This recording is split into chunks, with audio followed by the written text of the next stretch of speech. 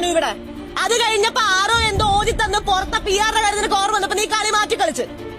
അന്ന് പറഞ്ഞ നീ വലിയ മികച്ച ആളായതുകൊണ്ട് എല്ലാരും ഇവിടെ ഇരിക്കുന്നത്. നിന്റെ കഴിവുകൊണ്ട് എല്ലാരും ഇവിടെ ഇരിക്കുന്നത്.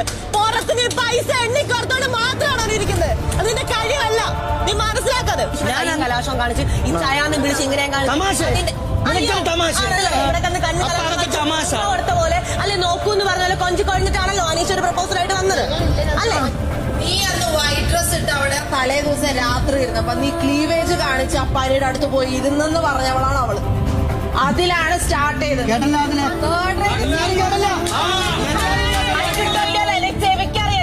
ഞാൻ വിചാരിച്ചില്ല നീ ഇങ്ങനത്തെ ഒരു വർത്താനം എന്നോട് പറയുന്നത്. ഞാൻ വളച്ചി നീ എന്നോട് ക്ലീവേജ് കാണുന്നുണ്ട് വൈറ്റ് ഡ്രസ് മുളച്ച് പാറു നീ എന്നോട് മുള. എന്ത് മനുഷ്യ ചേട്ടാ, സഹിക്കാൻ പറ്റുന്നില്ല.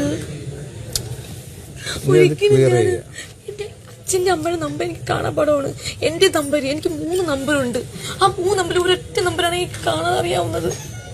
ഞാൻ അങ്ങനെ ചെയ്യോ? എന്നാ എനിക്കിവിടെ നിൽക്കണ്ട.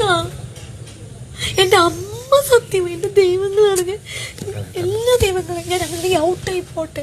ഞാൻ സത്യമായിട്ട് പറയാണ്, ഞാൻ അങ്ങനെ ചെയ്തിട്ടില്ല. ഞാൻ എന്റെ നമ്പർ എഴുതി കൊടുത്തത്. എന്നെ വിശ്വസിക്കും. നിങ്ങൾക്ക് 7 വർഷമായിട്ട് അറിഞ്ഞോടെ. ഒരിക്കലും ഞാൻ അങ്ങനെ ചെയ്യും. അവൾ അങ്ങനെ പറയുന്നത് അവൾ അനുഭവിക്കും. സത്യം അല്ല. എന്തിനാണ് ഒരു പെൺകുട്ടിയുടെ ജീവൻ നശിപ്പിക്കുന്നത് ഇങ്ങനെ? അവള് ദൈവത്തെ വിശ്വസിക്കുന്ന ഒരു പെൺകൊച്ചല്ലേ? അല്ല ഞാൻ ചോദിക്കുന്നത്. ഒരു നിമിഷം ചേട്ടൻ എന്തിനാ അത് എന്റെ അടുത്ത് ചോദിക്കാത്ത? എന്താ നീ അങ്ങനെ ചെയ്തിട്ടുണ്ടെങ്കിൽ നീ തെണ്ടിത്തരോന്ന് പറഞ്ഞ് എന്റെ അടുത്ത് സംസാരിക്കണമായിരുന്നു.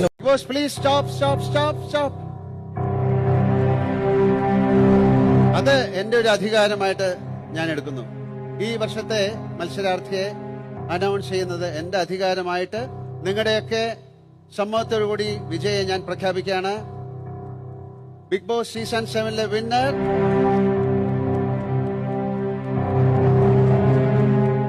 ബിഗ്